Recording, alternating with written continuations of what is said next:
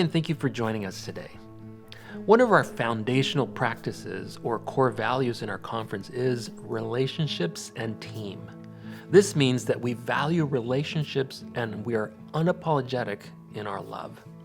Relationships are important, but not just for social benefits. Taking a step further, we recognize that relationships are indispensable to fulfilling our mission to exalt Christ in our communities.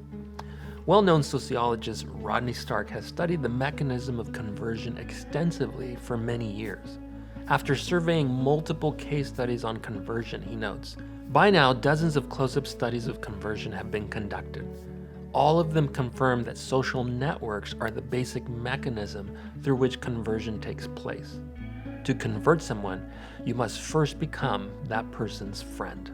A popular saying goes like this: we don't change markets or populations, we change people, one person at a time, at a human level. In taking a closer look at the letters of Paul in the New Testament, we see listed dozens of names of people in his relational network, people he spent time developing relationships with, not just for a short time, but through many months and years.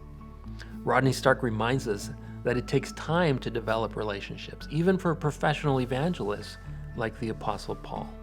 He writes, "In fact, even professional missionaries make converts only when they have succeeded in building relational bonds of trust and friendships with those they seek to convert." Paul did not rush from place to place leaving a trail of sudden converts.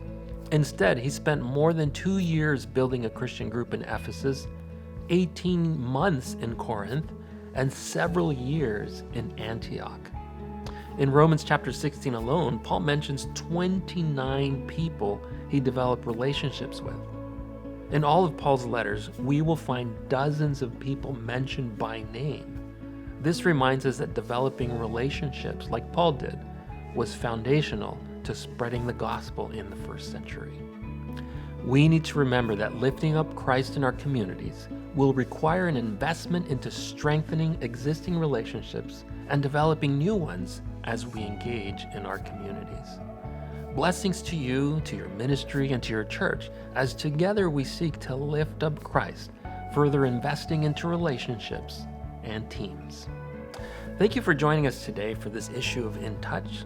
If you'd like to continue to hear from us, be sure to subscribe. We'll see you next time.